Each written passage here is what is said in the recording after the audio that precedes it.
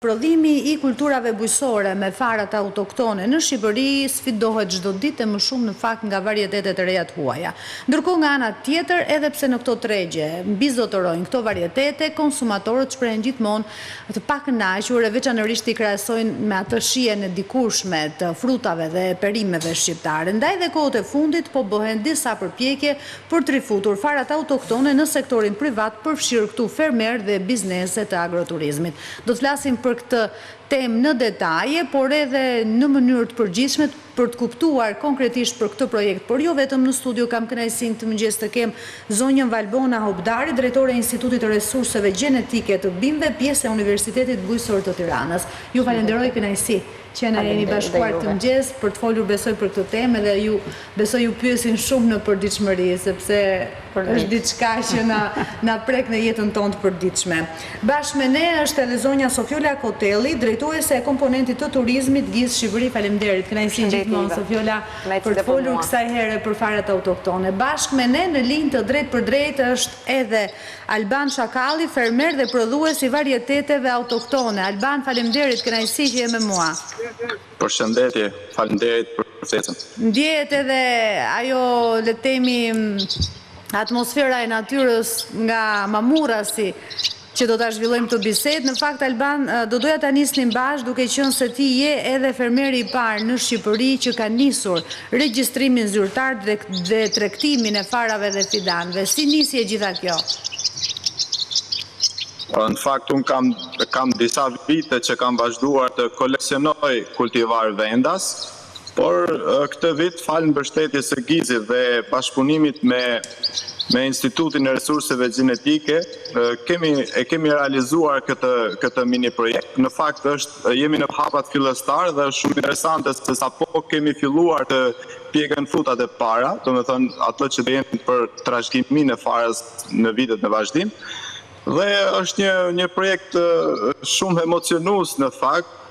Nuk e prisja që të ndodhte aq shpejt, ndoshta në planet e mia ka qenë pas shumë vitesh që të realizoj diçka të tillë, por falë mbështetjes e kemi realizuar dhe më shpejt këtë projekt shumë interesant. Po kultivoni një gamë të gjerë kulturash për të kuptuar pak a shumë për çfarë varietetesh apo bimësh bëhet fjalë? Duke, sidomos tek perimet, por kam koleksionuar dhe disa kultivar rushi, kemi domate, spec, patlıcan, kastravec, pjepër, shalqi, sallat, rukola, të gjitha llojet, ndoshta duke përfshirë dhe ato që unë kam dhe ato që kam marrë tek Instituti i Resurseve Gjenetike, ka lënë mbi 1 qivar. Besoj që nuk është e thjeshtë, bujqësia të paktën kështu duket në sytë e konsumatorit, dhe gjitha kjo besoj ka brenda ato sfidat e veta, pavarësisht natyrisht edhe kënaqësisë dhe pasionit, sepse e di edhe Sofiola më përmendi që e ke me shumë dëshirë gjithë këtë. Në fakt, bujqësia është shumë e vështirë, por këto kultivar janë shumë të thjeshtë për të kultivuar, nuk janë si ato kultivaret që kanë, si po them ato hibridet, që kanë një ngarkesë të madhe frutash dhe normalisht dhe sëmundjet do jenë edhe më të ngarkuara për ta prekur atë bimë.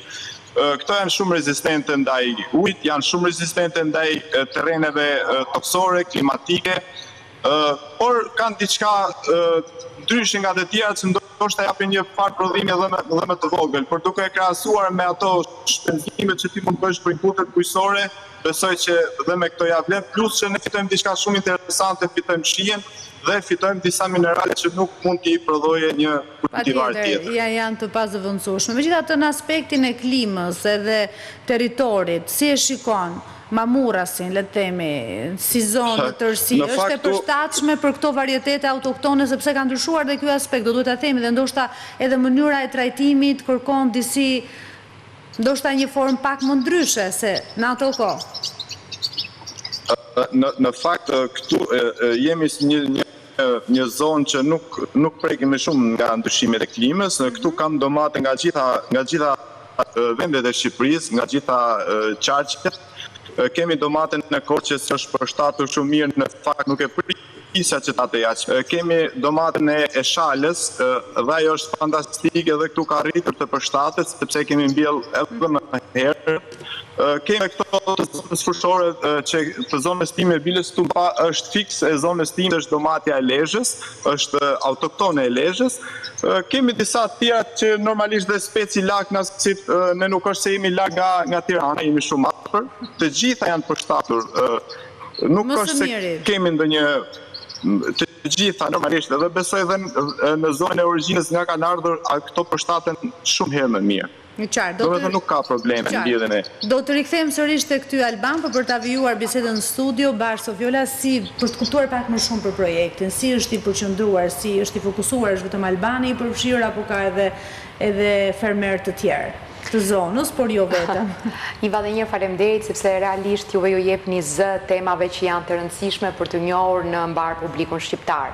Për ta kuptuar kultivarët autokton apo ato që ne i quajmë fara autoktone, janë kultivarë të cilët janë zhvilluar dhe adaptuar për qindra dhe qindra vite në një zonë gjeografike të caktuar. Dhe janë ato të cilat janë rezistente ndaj ndryshimeve klimaterike, kanë një rol shumë të rëndësishëm për sa i takon diversitetit gjenetik dhe për t'ju përgjigjur sfidave të së ardhmes, dhe nga ana tjetër kanë një vlerë të jashtëzakonshme për sa i takon kulturës së vjetër bujqësore, e cila tamam merr vlerë atëherë kur futet në zinxhirin e turizmit. Dhe kjo ka qenë pikërisht inicimi dhe qëllimi i projektit ton. Një nga sfidat më kryesore, dhe Valbona mund të na i elaboroj dhe më vonë, është pikërisht që shpeshherë farat autoktone sfidohen, siç dhe juve e thatë, nga varietetet hibride. Nga ana tjetër, banka gjenetike që po bën një punë të shkëlqyer, nuk mund t'i mbaj ato vetëm në ekspozit. Pra nuk mundet, pavarësisht rolit të jashtëzakonshëm që ka për ruajtjen e tyre, këto lloj varietetesh marrin vlerë atëherë kur futen në përdorim. Dhe qëllimi jon është që këto lloj varietetesh t'i futim në përdorim. Dhe projekti në një farë mënyre synoi edhe nxitjen e kërkesës, sepse pa patur kërkesën nga konsumatori, ti nuk mund të futesh në përdorim farat gjenetike, dhe njerëz të apasionuar si Albani apo fermerë të tjerë që janë futur në zinxhirin e projektit që ne po bëjmë, nuk do të kishin mundësi për të punuar. Dhe ne mendojmë që agroturizmi ka qenë një raport i drejtë, le të themi, kërkesa edhe ndoshta ka ardhur në momentin e duhur. Pra ne punuam me rritjen e kërkesës dhe jemi duke punuar, dhe nga ana tjetër dhe me ofertën me fermerët. E kemi filluar pilotimin me 4 agroturizme në Shqipëri, dhe sot që flasim janë rreth 12 agroturizme të cilat marrin nga Albani apo nga fermerë të tjerë fidanët, pasi Albani merr nga banka gjenetike farën, më pas e çon tek agroturizmet të cilat kultivojnë fidanët dhe po punojmë edhe për futjen e tyre në menu. Agroturizmet dhe restorantet janë ato të cilat mund t'i japim vlerë, janë ato të cilat mund ta bëjnë të njohur në mënyrë që Albani dhe fermerë të tjerë ta futin në përdorim. Shumë e rëndësishme është që ne përveç se me bankën gjenetike po punojmë edhe me institutin e certifikimit të farave. Patjetër se do doja i kisha menduar patjetër edhe se pyetje sepse certifikimi është shumë i rëndësishëm. Jo vetëm garanci për ne konsumatorët shqiptar, por edhe atyre jashtë kufijve. Albani është fermer i parë që po certifikohet, por ndërkohë shumë fermerë të tjerë që po punojnë kryesisht në zonën e Dibrës do të marrin certifikimin, sepse qëllimi jon final është që Albani apo fermerë të tjerë të mundet ta shesin këtë lloj fare në mënyrë që jo vetëm agroturizmet që janë pjesë e pilotit ton, por gjitha agroturizmet e tjera në Shqipëri, apo restorantet të tjera të cilat kërkojnë të kultivojnë shijen autoktone shqiptare dhe të futin në menu, të mundet ta gjejnë dhe të mos na marrin në telefon. Jo vetëm, por edhe ta ujnë ato në shtëpi, edhe për gjithë ata që ndoshta s'kan mundësi të shkojnë në këto struktura. Ndoshta të shkojë edhe më tej, pse jo? Në fakt edhe të rinjt kanë rezultuar shumë të interesuar për kultivimin e farave gjenetike. Më pas e ta lëm tek pjesa e ndërgjegjësimit këtë pjesë për të kuptuar duhet ta themi një institucion i rëndësishëm kombëtar, ai që ju drejtoni, si e shikoni bashkëpunimin me këtë projekt me Albanin konkretisht, edhe më pas në të tjerat që keni në vimësi? Fillimisht ju falenderoj shumë për këtë ftesë, për këtë temë shumë të rëndësishme që është sot në trend të ditës, dhe do të thoja fillimisht Instituti i Resurseve Gjenetike është pjesë e Universitetit Bujqësor të Tiranës dhe ka detyrë dhe është institucion kombëtar që koordinon gjithë aktivitetet për administrimin dhe menaxhimin e resurseve gjenetike në Shqipëri. Dhe qëllimi dhe objektivi i bankës gjenetike, që është pjesë e Institutit të Resurseve Gjenetike, është që të promovojë ruajtjen dhe përdorimin e qëndrueshëm të këtyre resurseve gjenetike për bujqësinë dhe ushqimin në vendin tonë. Ky bashkëpunim ka qenë një nismë që e falenderoj shumë, ka qenë një nismë e programit GIZ për bashkëpunimin me Bankën Gjenetike në kuadër të zhvillimit të agroturizmit, sepse dhe interesi i strukturave agroturistike ka qenë shumë i lartë, për arsye se varietetet autoktone që Banka Gjenetike ruan që në krijimin e saj në vitin 1998 deri sot, janë bërë afër 26-27 vite që ato ruhen, janë me parametrat e duhura për ruajtje, se do të thoni ato ruhen afagjat për mbi 50 vjet e tutje, sepse fara autoktone është shumë e rëndësishme për të ruajtur diversitetin gjenetik dhe për të ruajtur dhe përdorur për brezat e sotëm dhe në të ardhmen. Dhe kjo nismë e programit GIZ ka qenë shumë e rëndësishme dhe ka bashkuar shumë partnerë si Banka Gjenetike, strukturat e agroturizmit, të cilat kanë bashkuar forcat për të realizuar këto e qartë. Për ta kuptuar dhe ne pak më shumë, sepse edhe gjithë ata që na ndjekin, një të gjithë kanë informacionin e duhur, pavarësisht faktit që është një temë me interes.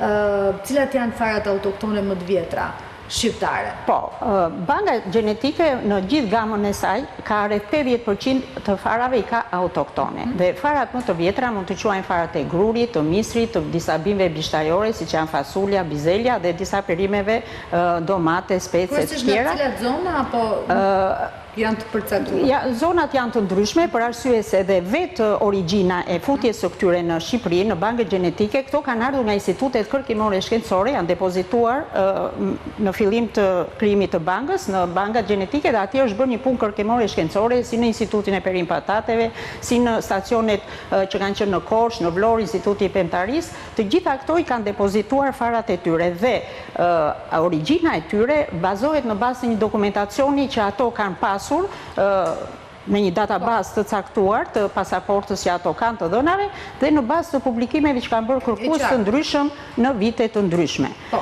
Por këto fara autoktone nuk është se janë kultivuar gjërësisht edhe shumë gjatë këtyre viteve, për arsye se duke u futur farat hibride, tregtarët apo fermerët janë interesuar që të prodhojnë më shumë dhe janë drejtuar. Ka letemi të specive fidanëve të rëndësishëm, apo pjesën më të madhe letemi ato që janë pjesa kryesore janë, dhe ato janë të lidhura edhe me origjinën dhe trashëgiminë e vjetër që ka vendi ynë, me origjinën e fshatrave, me kohën në cilën ato kultivoheshin gjatë, dhe pjesa dërmuese, tash për gjithë të kohë të gjatë që ato janë ruajtur aty, ka momenti që të hidhen në përdorim. Dhe siç e tham, ky bashkëpunim është një... Për ta kuptuar pak më shumë bashkëpunimin, realisht si është procesi që ndiqet? Procesi është një midis institucionit tuaj dhe fermerëve, është i drejt për drejt?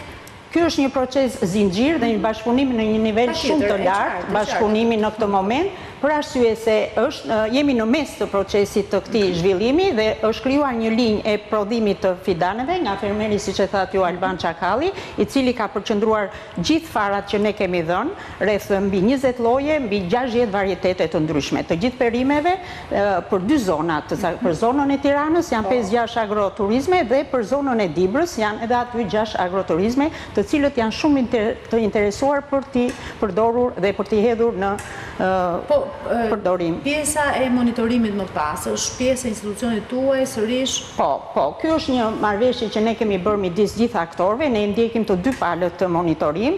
Banka ka ekspertët e vet, të cilët ndjek gjithë procesin, që nga mbjellja, që nga përgatitja e farave që u dhan Albani, që nga teknikat e kultivimit, që nga qëndrueshmëria, teknikat për dëmtues dhe sëmundje, deri në shpërndarjen e fidanëve që janë bërë agroturizmeve në Dibër dhe në Tiranë. Dhe ky proces do vazhdojë deri në fund dhe do jetë një shembull për fermerë të tjerë të cilët mund të prodhojnë në vitet në vazhdim. Dhe pikërisht për këtë do doja ta vijoj bisedën me Albanin. Alban, besoj që ka interes, kanë ardhur fermerë të tjerë të pyesin për procesin, se natyrisht që shërben në këtë rast, jo vetëm për suksesin edhe pasionin në atë që bën, por edhe si model për fermerët e zonës.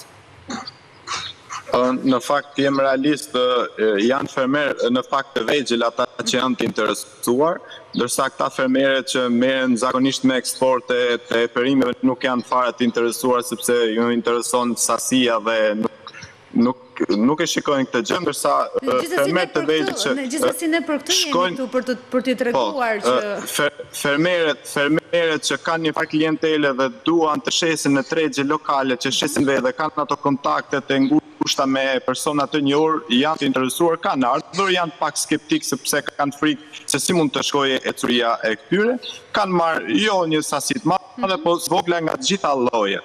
Dhe këtë vit pjesën më të madhe në fakt i kam dhënë falas sepse kisha goxha fidan. Diçka interesante dua të theksoj në këtë gjë që ky projekt është projekti i parë në Ballkan që po bëhet me farat autoktone. Nuk ka vend tjetër që ta ketë marrë një nisëm të tillë. Dhe besoj jemi vendi i 5 në Europë, në Bashkimin Evropian që po e bëjmë një gjë të tillë. E pse është e rëndësishme kjo? Kjo është shumë e rëndësishme për të vetmin fakt se këto fare në qoftë se një fermer do i marri, atij i lindet dhe drejta që ato fara ti trashëgoje. Nuk është si farat hibride që unë marr farën hibride dhe nuk e mbjell dot sepse kultivari degradohet. Ndërsa këto mund të ruhet linja në qoftë se fermeri është i apasionuar të shikojë frutat më të mirë, mund të bëjë një përzgjedhje vetë. Domethënë, kjo në fakt nuk është në interesin tim, por është në interesin e të gjithëve që këto fara mund të trashëgon dhe ne japim dritë njëshile diversitetit të bimeve. Se normalisht të fare ne kemi trashëguar duke fermerët të tjerë i kanë përzgjedhur në bazë shijes, ngjyrës, e gjithçka tjetër për shtatshmërisë klimatike dhe kjo shikohet si qëndrueshmëri për bujqësinë. Domethënë unë shikoj me plan afatgjat, është shumë të rëndësishme. Patjetër, ky është edhe qëllimi. Kërkesat më të shumta për kë prodhim, i ke edhe kryesisht cilët janë më shumë të interesuar. Janë tregjet apo strukturat e agroturizmit? Në fakt, unë tani kam kërkesa për prodhim, për konsumimin e frutave, të perimeve, por të i kam për farë, sepse tani duan domaten, duan kastravecin, po kërkojnë kur dalë piepri sepse duan të shijen e dikurshme, sepse pjesa më madhe e konsumatorëve shqiptar janë peng të shijeve të dikurshme. Normalisht kur je fëmijë ti ke provu diçka të shijshme dhe të ngel në mendje. Dhe momentalisht nuk e gjen më atë shije, ka ndryshuar gjithçka, ka ndryshuar kultivaret, ka ndryshuar mënyra e ushqyerjes, klima, gjithçka tjetër. Ka interes për konsumatorët drejt këtyre kulturave bujqësore. Ka interes. Gjithsesi, do doja të pyesja, se besoj edhe shumë fermerë që ndoshta vonadik në të momente, a kushton e gjitha kjo dhe kërkon një angazhim shumë të madh edhe në punëtor, sepse do duhet ta themi, është një mangësi e përgjithshme në gjithë sektorët, për më tepër në bujqësi, mungesa e punonjësve. Në fakt është në zonën time shumë e vështirë të gjesh punëtor, sidomos në bujqësi, se zakonisht jam të fokusuar te ndërtimi. Kam hasur vështirësi në gjetjen e disa personave se tani është momenti i pjalmimit të luleve. Për të ruajtur kultivar të pastër, normalisht ne bëjmë me vetë pjalmim, sipas këshillave të profesor Sokrat Janit.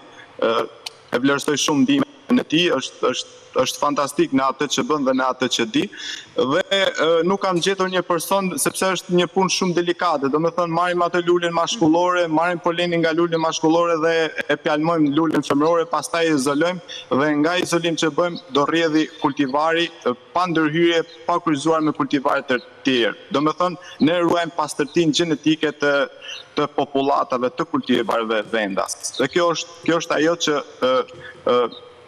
banka gjenetike më monitoron, do me thënë që mos bëja të gabim që ta jap një kultivar për kultivar tjetër. Kjo është shumë e vështirë dhe të gjithë këtë proces e kam bërë vetë dhe e kam bërë me njerëz të familjes sepse ju besojnë atë punë që bëjnë, që mos ta neglizhojnë, sepse është shumë e rëndësishme pastaj që kjo gjë të vazhdojë dhe mos kemi atë kryqëzimet që mund ndodhin me kultivarët. Me qartë, Sofila, sa të rëndësishme janë këto varietete autoktone për një turizëm që ndrueshëm nga ana tjetër? Në fakt, pikërisht kjo është ajo që unë doja të thoja dhe në vimësi të asaj që Albani përmendi. Le t'i lëmë fermerët e mëdhenj që të kultivojnë për eksportin. Por nëse flasim për zhvillimin e turizmit dhe për zhvillimin e agroturizmit në Shqipëri, duhet me patjetër që të krijohet një model i qëndrueshëm, një segment i cili ju dedikohet farave të vjetra dhe farave autoktone. Çfarë pret ti kur shkon në një agroturizëm apo në një restorant që flet për bujqësinë e qëndrueshme, për promovimin e bujqësisë të qëndrueshme? Pret detyrimisht edhe kultivimin dhe promovimin e një pjate të gatuar me produkte autoktone shqiptare. Dhe më besoj që Shqipëria ka potencial të jashtëzakonshëm për ta zhvilluar këtë gjë. Por ajo që ne duam të bëjmë është pikërisht që ky të kthehet në një model biznesi. Pra, jo që Albani ta jap falas tek fermerët apo tek agroturizmet, por që Albani ta certifikojë, të jetë në katalogun e farave të certifikuara dhe të mundet ta tregtoj, sepse vetëm kështu edhe pasi mbyllet projekti mundet që Albani apo fermerë të tjerë që kërkojnë të lidhen me bankën gjenetike, e cila ka përfitim gjithashtu për rigjenerimin e farës, sepse cikli që shpjegoi Valbona mbyllet në momentin kur Albani i kthen farën bankës gjenetike. Dhe duke qenë se cikli krijon aktorë të cilët detyrimisht kanë fitimin e tyre, pra banka gjenetike rigjeneron farat, fermeri kultivon dhe njëkohësisht shet farën, agroturizmi promovon dhe shet ofertën akoma më mirë në pikpamjen e turizmit të qëndrueshëm, vetëm atëherë mundet të flasim për një projekt që qëndron. Për më tepër, jemi duke punuar në fakt edhe me bankën gjenetike, edhe me entin e farave për disa politika mbështetëse, të cilat shumë shpejt do ja propozojmë Ministrisë të Bujqësisë dhe Zhvillimit Rural, sepse këto lloj projektesh, këto lloj bujqësia e qëndrueshme në një farë mënyre ka nevojë edhe për incentiva. Për shembull, mund të krijojnë skema për mbështetjen e restoranteve apo agroturizmeve të cilat kultivojnë fidanët të marra nga fermerët autokton. Italia për shembull ju jep statusin si gardian apo ruajtës të biodiversitetit dhe ti merr një status të veçantë sepse ti realisht po bën një punë të jashtëzakonshme dhe meriton që dhe produktin atje ta shesësh me një çmim unik. Një lloj statusi që besoj do të ketë edhe ndonjë lloj përfitimi financiar. Nga ana tjetër promovimi është shumë i rëndësishëm, por jo vetëm ndërgjegjësimi, e tham, mungesa e punonjësve, e të rinjve që nuk e kanë, do duhet ta themi, synimin tek bujqësia është shumë i rëndësishëm në gjithë këtë proces, për të pasur një vazhdimsi. Në fakt, profesorët që po përmendte Albani, profesor Sokrati, profesor Hajdari, profesor Enveri, janë realisht kampionët e informacionit të këtyre farave autoktone të cilat duhet të transmetohen detyrimisht në brezin e ri, nëse do të flasim vazhdimisht për bujqësi të qëndrueshme në Shqipëri. Dhe kemi ndërmarrë disa iniciativa në fakt për ndërgjegjësimin e të rinjve lidhur me varietetet autoktone. Jemi duke zhvilluar së bashku me Tulla Culture Center, jemi duke zhvilluar disa klasa urbane ku çdo të mërkur ne zhvillojmë. Shikoj, Sofiola, ajo të paktën që kam mësuar në këtë studio, pak vitin e fundit që aktivitetet ka, sa interes ka realisht? Ka shumë interes. Për ne ishte surprizë. Do të ishte. Për ne ishte surprizë që kur ne hapëm thirrjen për të rinj të cilët donin të bëheshin pjesë e klasave të bujqësisë urbane, dhe është i vetmi, le të themi, klasë e bujqësisë urbane autoktone që zhvillohet në fakt në Tiranë, interesi ishte jashtëzakonshëm. Çdo të mërkur klasat ishin plot me të rinj, bile ne për shkak të kërkesës së madhe do bëjmë dhe një fazë të dytë në shtator, do të vazhdojmë sërish me një thirrje për të rinj të tjerë të cilat duan të mësojnë për kultivimin e varieteteve autoktone dhe pse jo të mund të mbjellin dhe në oboret të tyre, në balkonet të tyre për të patur një ushqim të shëndetshëm. Albona, si identifikoni këto fara? Do të thënë është një punë besoj kërkimore, por edhe vështirë i gjithë procesi i identifikimit. Po, banka gjenetike në tërë këtë gamë të gjërë që ruan aksesioni, ka rreth 5200 aksesione. Aksesione do të thotë e merr emërtimi, ajo është mostër fare kur vjen në bankë. Aksesioni është mostër fare. Fillimisht vjen mostër fare me një sasi të caktuara të dhënash dhe në momentin që ti e fut në bankë dhe i krijon asaj një pasaport të caktuar me shumë të dhëna të gjata që ka rregulloria ndërkombëtare e bankave gjenetike, ajo futet për ruajtjen në bankën gjenetike dhe merr emrin aksesion. Dhe ne sot në bankë kemi 5200 aksesione, nga të cilat 4120 janë me status far, që ruhen ex situ për mbi 50 vjet, dhe 1100 të tjera janë pemë frutore që ruhen në bazën eksperimentale tonë në Valias, një pjesë e kemi dhe në Vlorë dhe në Korçë. Dhe ky inventari i bankës gjenetike sot ndodhet në Eurisko, që është organizata ndërkombëtare e resurseve gjenetike ndërkombëtare, dhe midis gjithë banka gjenetike dhe Banka e Shqipërisë ka të depozituara në faqen e Eurisko Riskos të gjithë këto aksesione me këtë pasaport të caktuar që ka çdo aksesion. Dhe kjo ka një kod unik të caktuar i cila mbahet në databazën tonë dhe për çdo aksesion ne klikojmë aty dhe i gjejmë. Çfarë do të thotë që ruajtja është shumë e rëndësishme? Kemi ne, domethënë ruajnë vetëm në Shqipëri apo edhe jashtë kufimeve, le të themi këto fara autoktone?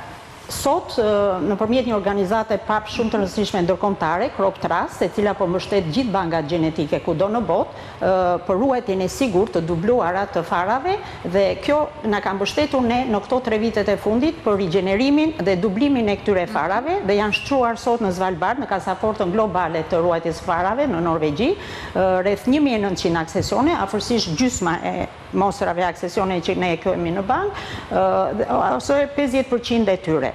Dhe kjo është një sfidë shumë i rëndësishme për gjithë botën për arsye të ndonjë eventi tërmeti, lufte, prandaj këto ajo është banka kasaforta më e rëndësishme që i ruan ato nën tokë është në Norvegji. Mund të ndodhë ose ndoshta edhe mund të ketë aktualisht interes dhe nga shtetet të tjera për të blerë fara autoktone shqiptare, duke pasur parasysh edhe të gjitha, le të themi, ato cilësitë e mira që kanë këto bime dhe pasaj që i përfundi edhe Albania. Po, shumë e vërtet, do të thosha si midis gjithë aktiviteteve që banka gjenetike ka, si eksplorimi, koleksionimi resurseve. Mund të kthehet në një biznes shumë të mirë në të ardhmen.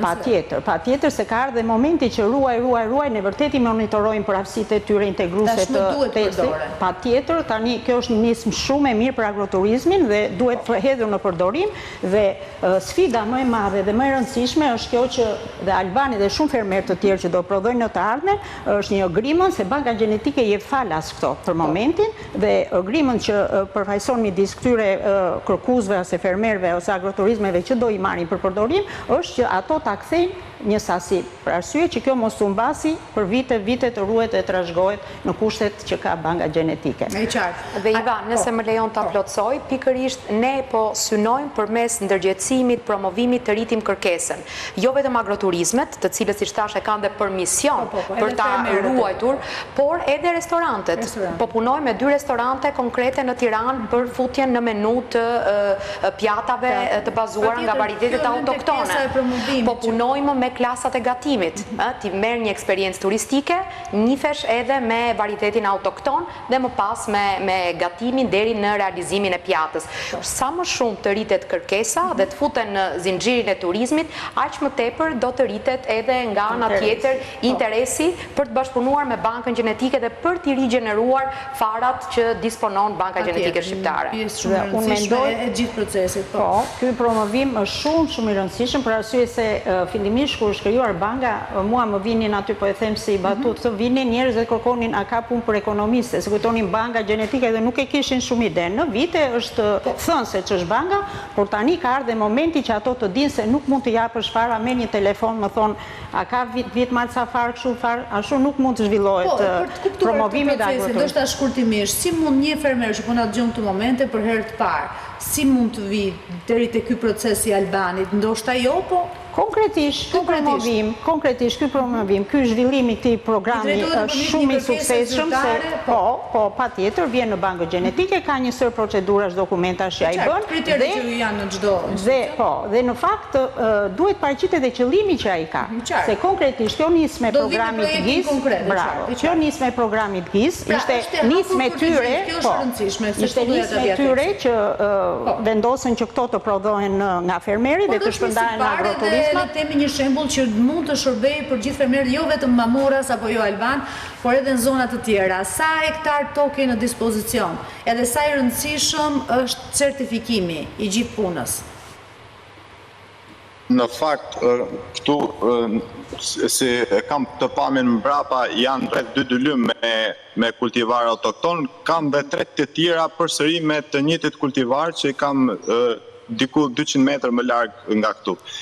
Po kam dhe kultura tjera që kultivoj, por ashtu unë besoj se është shumë e rëndësishme që fermerët e vegjël, sidomos agroturizmi, mund t'i japi një zë shumë të rëndësishëm këtij projekti dhe farave të vendit, sepse këtu është ajo shija autentike shqiptare ku mundoj një turist që të kthej përsëri në Shqipëri. Besoj nuk është ajo që mund të kthejë thënë një pamje mirë, por edhe një ushqim i mirë shumë i rëndësishëm për ta rikthyer një turist përsëri në vendin tonë. Po normalisht dhe me atë që kanë bërë me shefat e kuzhinave që çdo kultivar ka të specifike negative të tij. Po t'jap një rast, ballokumja, në mos gaboj, ballokumja e Elbasanit ka një misër specifik për ta bërë ballokumën e shijshme. Nuk mund ta bësh ballokumën me çdo lloj kultivari misi. Po përsëri autokton. Duhet të jetë misër autokton dhe një kultivar specifik. Po në mos gaboj Sulovës se s'po m'vjen mendje se janë shumë kultivarë që kam. Por dhe gjalbi duhet jetë përsëri zonës dhe duhet jetë specifik i një race lope që me Elbasanit të dalim atë shijen e para viteve, para 50 vjetësh. Domethënë, se ne hajmë atë ballokumë që na pëlqen tani dhe themi pse s'ka të shijen. Në qoftë se arrin të plotëson të gjitha këto komponentë, besoj që do arrim në nivelin maksimal që të kemi prodhime të shijshme, produkte të shijshme. Normalisht dhe konsumatorët do shkojnë hap pas hapi drejt konsumimit të këtyre produkteve. Janë këto gjëra që ne na identifikojnë ndryshe nga të tjerë. Alban, besoj ke pasur mundësi të lëvizësh edhe për te mamurasit, cilën shikon le temi zonë më me shumë potencial për zhvillimin e këtyre varieteteve autoktone. Natyrisht që varet edhe nga zona edhe varieteti, po gjithsesi në një këndvështrim le temi kështu të përgjithshëm, ndoshta për t'i nxitur ata që na ndjekin. Normalisht ultësira perëndimore të jep shumë mundësi që të kultivosh që nga shaqiri deri tek piepri, domatja, speci, janë shumë kultura, ndërsa dhe zonat e tjera malore kanë ato specifikat e tyre, nuk doja t'i veçoja. Në fakt, të thënë të vërtetën, një domate mirë prodhohet më mirë në një lartësi mbitetare mbi 700 metrë mbi nivelin e detit se sa këtu në zonën time. Më falë se më rakufja. Pa me rakje. Pa tjetër, po të ndjekim Alban. Sa më zona malore dhe sa më pastër të jetë klima, aq më i shijshëm do jetë një produkt. Dhe prandaj ne nuk mund të ta veçojmë një prodhim, një kulturë. Por besoj Fishta është bërë një qendër shumë e rëndësishme e agroturizmit, aty mund të zhvillohet, janë dhe disa zonat e tjera në zonën e Gramshit, ka në Pogradet agroturizma që janë duke u sënuar, Dibra përsëri shumë e rëndësishme, kemi në Kukës, janë në gjithë Shqipërinë ka potencial, ka mundësi. Ka potencial që mund të zhvillohet. Edhe një pyetje të fundit, fara, varietete autoktone, kjo shumë e rëndësishme sa i përket pjesës shijes, por ajo që diskutojmë shpesh edhe ne si konsumatorimi të shqetësuar është përdorimi i pesticideve. Shiko, unë i kam këtu dhe kam kultivuar edhe fara hibride, do me thonë, ne kemi filluar me fara autoktone, kaluam në fara hibride dhe tani po kaloj tek farat autoktone.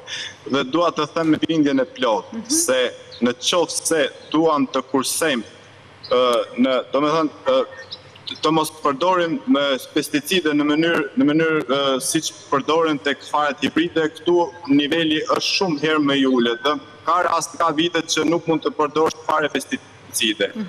Normalisht çdo bimë ka dëmtuesit e saj, por me kultivaret autokton janë shumë rezistent ndaj insekteve, janë shumë rezistent ndaj brugjeve, janë shumë rezistent ndaj fatësiave dhe ekstremeve klimatike. Është shumë e rëndësishme dhe kjo ndikon direkt që ne edhe ta mbrojmë tokën dhe toka të jetë më pastër dhe ta tërheqojmë ndërbrez. Më të gjatë pjekje për vjeljen e frutave apo perimeve apo jo domosdoshmërisht? Jo, nuk ka të bëjë fare. Kjo, bilës këtu kam dhe fara hibride jashtë, dhe këtu kemi qerrin e Tiranës që është pjekur më përpara se sa farat hibride, dhe shumë interesant. Është një tomate që prodhon pak, është shumë i shpejt dhe nuk do në mbështetje. Po ka dhe ajo karakteristikat e veta, sepse atë mund të përdorësh e zemë për të ushi, është shumë e mirë, është e fortë, çdo kultivar ka karakteristikat e veta. Normalisht ndoshta një kultivar, X kultivar nuk mund të përdoret për konsum kur është e pjekur, por mund ta bësh turshi. Kemi lakat e vendit që janë shumë herë më të shijshme dhe shumë herë më prodhuese se sa farat hibride. Laka e vendit ka atë fletën e hollë, shumë e hollë, nëse ne bëjmë turshi në gatim, është shumë e mirë për ta gatuar. Ndërsa lakat e importit, ato hibridet kanë një shije kashte, nuk e di, nuk shijon kur e konsumon. Dhe është shumë e rëndësishme që sidomos të paktën me këto lakat dhe me sallatrat që ne të kultivojmë në masë, edhe fermerët që mund të jenë interesuar për eksport mund të kultivojnë lakat e vendit. Alban, falenderoj shumë, edhe unë të uroj shumë suksese, uroj që radhës tjetër do jemi në studio për të na shpjeguar edhe gjëra më utilitare që na shërbejnë ne, sepse gjithçka që ke thënë krahas projektit tënd ka qenë shumë e vlefshme. Faleminderit shumë dhe shumë suksese. Sofila, për ta mbyllur, nëse do të thuash diçka. Që ti të bindesh për shihen dhe për të qëndruar fjalëve të Albanit, në datën 24 qershor ne do të kemi tek ambienti i Bankës Gjenetike Shqiptare një tavolinë fantastike ku do degustojmë një lloj si që degustohet vera, do degustojmë produktet autoktone shqiptare me shefa të ndryshëm të kuzhinës për t'i bindur ata. Do t'jetë edhe Albani patjetër. Albani, fermerët e tjerë, agroturizmet që janë pjesë e projektit, shefa të kuzhinës, sepse Albani dhe fermerët nuk do të mund të ecim vetëm përmes pasionit, është i rëndësishëm. Duhet të kthehej në biznes për ta, i qëndrueshëm në mënyrë që këto varietete të vazhdojnë të përdoren gjerësisht edhe në Shqipëri. Patjetër. Nëse do të shtosh diçka. Edhe unë do të shtoja përfundimisht, edhe një herë e falenderoj nismën që programi GIZ ka bërë në këtë bashkëpunim dhe unë shoh një nivel të lartë bashkëpunimi midis gjithë aktorëve, strukturave të agroturizmit, programit GIZ dhe Bankës Gjenetike, gjithë ekspertëve të cilët marrin pjesë në zhvillimin e këtij procesi. Dhe për më tepër do të konsideroja 2 pikat kryesore që ne i menduam që në fillim dhe që ky proces po ecën shumë mirë. Se ne në diskutimet e para që bëm për këtë program, menduam që këto të mbilleshin në disa fermerë, por duke parë pasionin dhe punën e shkëlqyer që Albani ka bërë në vite, ne përzgjodhëm Albanin për të zhvilluar të gjitha këto dhe gjithë kjo linjë e prodhimit fidanave që është përndarë në Dibër dhe në Tiranë, po finalizohet dhe e dyta është ajo që e tha dhe Sofiola pak më parë, certifikimi i këtyre varieteteve. Në të 60 varietete që ne kemi shpërndarë si vit, 27 ekzistojnë në katalogun që ka enti shtetëror i farave, të cilat do t'i certifikojmë si vit dhe në vitin në vazhdim ne mendojmë që të fusim dhe varietetet e tjera të cilat nuk janë në këtë katalog. E qartë, urojmë shumë që edhe fermerë të tjerë të vegjël, jo domosdoshmërisht të mëdhenj të ndjekin rrugën e Albanit për të mirën e tyre, por natyrisht edhe për të mirën e gjithë konsumatorëve dhe është një pasuri e madhe. Dhe për të mirën e Shqipërisë. Faleminderit shumë, ju uroj një ditë të mbarë.